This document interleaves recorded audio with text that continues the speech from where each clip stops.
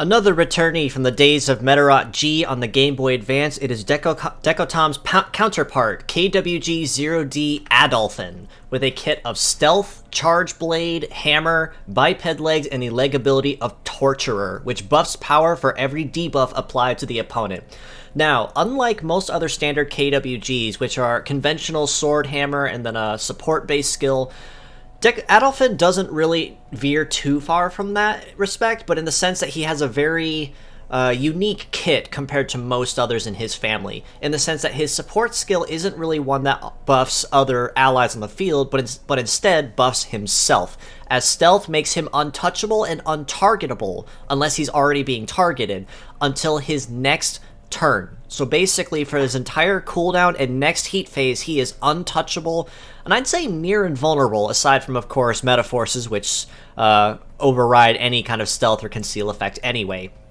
But honestly, really handy in the fact, however, that Stealth can bypass any shields that are in play, so if someone goes up with melee guard or shoot guard, Stealth allows you that extra turn to bypass it, to potentially snipe off and take a pot shot against someone that perhaps was using the shield as cover and taking pot shots at you equally.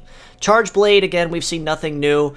Basic melee attack, but has bonus damage relative to your Metaforce gauge. On top of that, it also does consume a little bit of your charge upon use, but the right metal nature of Hunter or Sniper nature will compensate for that pretty easily without any major drawback.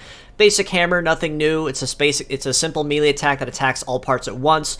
His leg ability of Torturer actually is a rather unique addition to his build, though, in the sense that none of his parts offer some kind of debuff or ailment, but his leg ability buffs his damage and his performance when he's targeting someone that does. So for that reason, I'd actually rate his pure set score lower than his mixed parts score, mostly because of the fact that his stats are pretty solid, don't get me wrong, but his leg ability is just not that well matched with his current kit. And in addition to that, he doesn't really have any conventional base kind of parts that can complement his Charge Blade enough to where he can get something started without having to eat into his charge heavily the first one or two swipes. So pure set score 6 out of 10 for that reason, that his legs are particularly little mismatched. His kit overall, I'm just going to use the word mismatched for now as a stand-in. Again, not to say that any of his parts are bad, but it's just a very odd matchup in particular for a KWG. Mixed part score, however, at 7 out of 10, all of his parts are potentially useful in some way. There really is nothing wrong with them. Please don't misunderstand.